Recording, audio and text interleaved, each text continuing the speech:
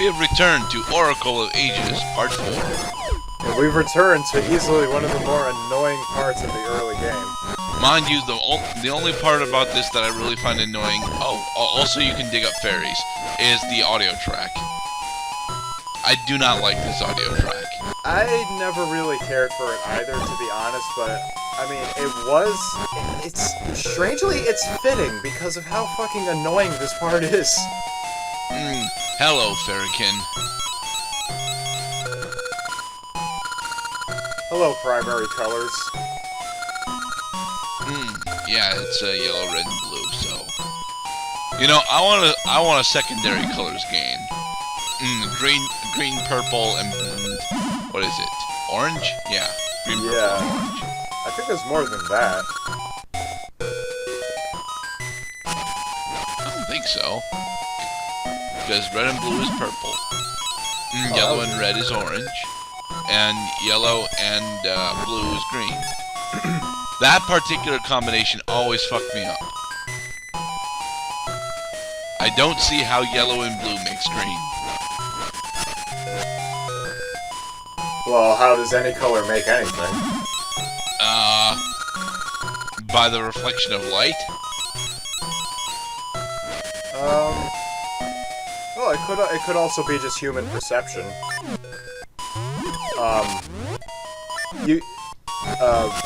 For the viewers' sake, this is a looping maze in a sense. So, yeah, okay. So this whole woods are fucked up. You're not doing this the right way, by the way. There is a way to speed up this process. Yes, I know. I end up spending a much longer time than I want to admit doing this. So, Well, you were just doing it there. All you have to do is just walk back and forth between screens. Eventually, you'll get to the right one. No, you won't.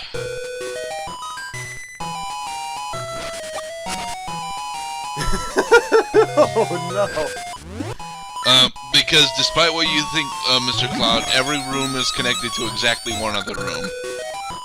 Oh, so it's not random. No, it's not random. I learned that both the first and second time that I was exploring this.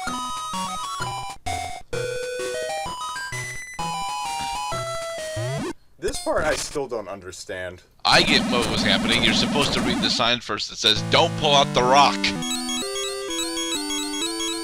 Who has time to read signs? Not Demon the Carpenter, that's for damn sure. Oh no! You pulled up the support stone! How foolish of you! Yeah, we collapsed the dungeon in upon itself, killing a bunch of Octoroks.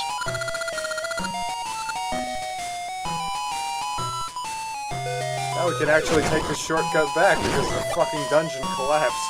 Yep.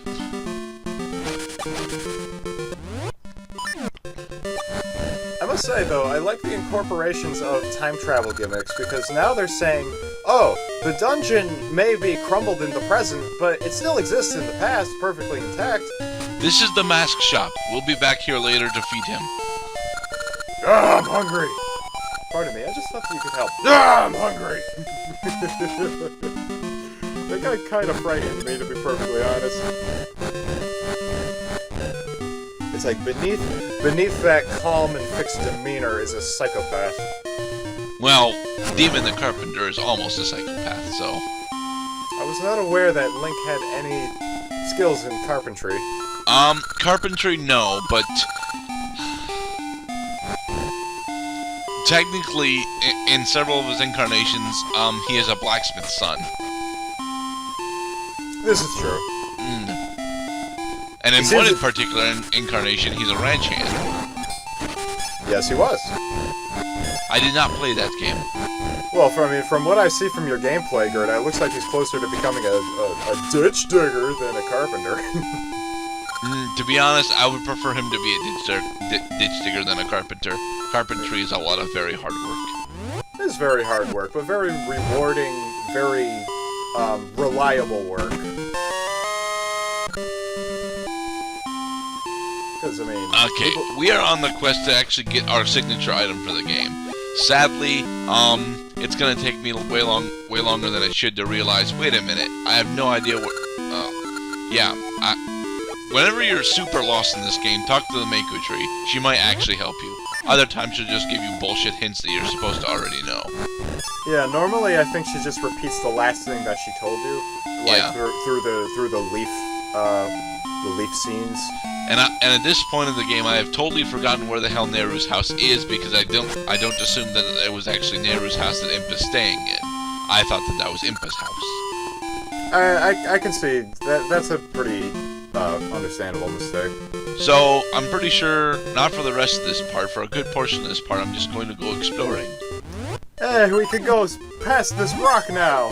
Yay! Although there's not really much to do past this rock, even though we can get down to this area in the past just fine. But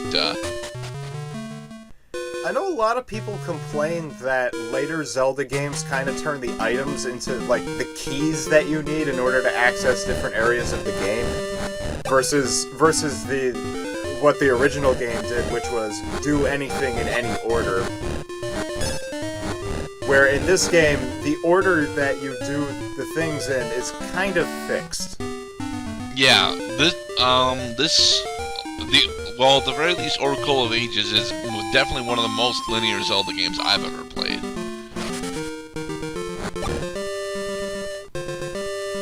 It's certainly more linear than Link to the Past was. Well, A Link to the Past just gave you more to do, I think. There's more map to explore, there's more side quests, more hidden shit. There we are, Nehru's house.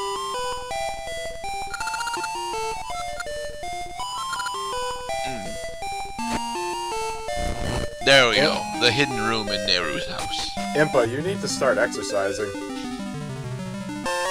The Harp of Ages, the signature item. And now Nehru is going to talk from us via ancient messaging machines. It's true. Okay, so how long do ancient messaging machines actually record your messages for? Probably for as long as the item exists. I mean, how much space do they actually have, is my question. Well, apparently only enough space for one message because she only teaches you one song. This is true. Even though she has the ability to teach us all three. Which is bullcrap! Please, chosen hero, protect the land from evil carpentry.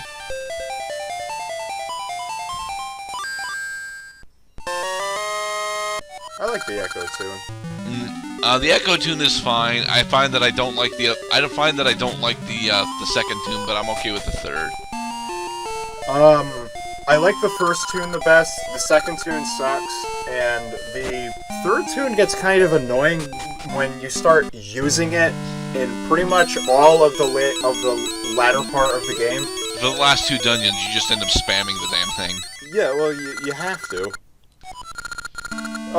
I know it's the Harp of Ages. Some of the fucking magic messaging machine just told me this.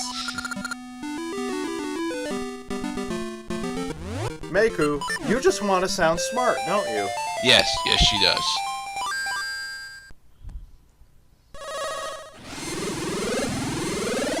Beam me away.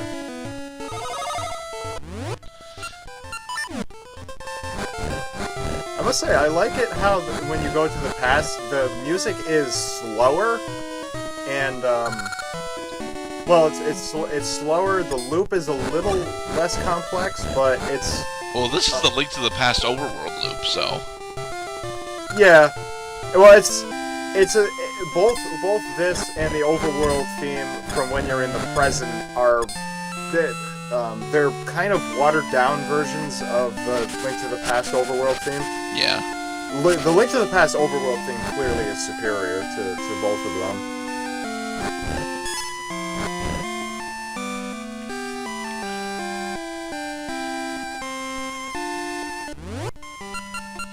More barriers to entry. Yes. Oh, this is another screen that you can encounter Maple on. How the hell Maple's in the past, I don't know. I don't fucking know either, man. Although Maple does explain that she accidentally went through a time portal, so She accidentally a plot hole. Well, oh, there are actually people here now. well, we haven't actually been here yet, so.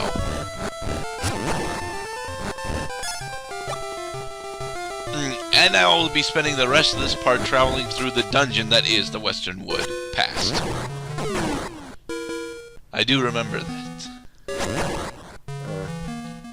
Still more of these awkwardly branching pathways that would be easily traversable if you already have the rock feather. Ow! Yes.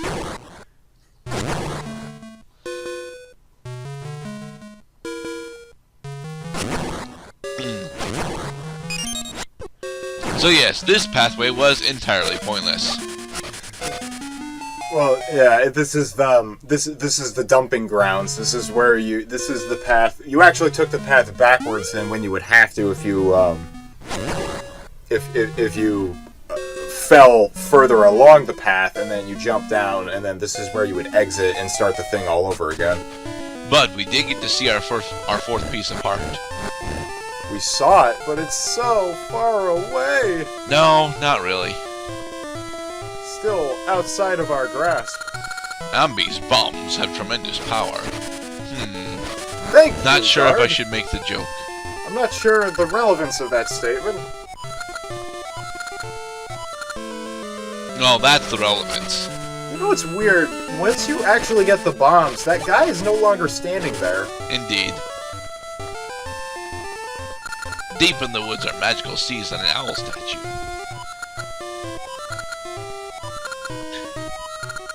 Now, is this owl still Gabora Gabora? No, Kekora Gabora was, I believe his first iteration was in Ocarina of Time. Okay.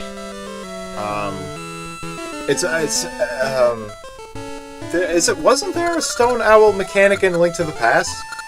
No. Link to the Past did not have the Stone Owl mechanic. However, Oracle of Seasons and Link's Awakening both have this owl. Yes. Yeah, I was gonna say, Link's Awakening had it too. Except in that game, you had to find the beak for the owl, and the owl only ever showed up in dungeons. And now we have these enemies. The invincible turtles, as I refer to them. Yeah, I'm not sure what they're called. I think that their technical name would be Barrier, but I really don't know. An interesting thing about that particular shade of chest, I think that these are always optional items. Most of the time, they're Gasha seeds. No. All the chests look the same respective to the time period that you're in. Oh, okay. Yeah. So, all the chests in the past look like that, and all the chests in the present look, well, not like that, but their own thing. Which is actually something that was missing from Seasons. Even when you go to Subrosia, all the chests look the same. Oh, I wonder what could be under this bush. Let's burn it! Burn down to the ground. Burn, burn, burn to the ground! You gotta... Heart piece. Oh wait, that's only number 3. Damn. Where was this? One more to go. I thought it was number 4.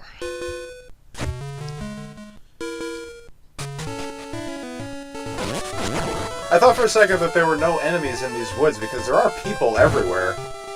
No. The reason why there are people everywhere is because they're searching for the mystery seeds. Buy a shield for 30 rupees, won't you? Thank you. Unfortunately, that was not the best deal. There's a later Deku scrub that sells it for 10. Well, I mean, rubies, they're so easy to find in pretty much any Zelda game that, I mean, it's basically, it slows you down. It's not as much a barrier to entry as it is just a time constraint. Yes. However, in the next part, we will finish going through Western Woods and killing barriers. And talk to a magic owl! Yes. Be safe, everybody. Buy something, will ya?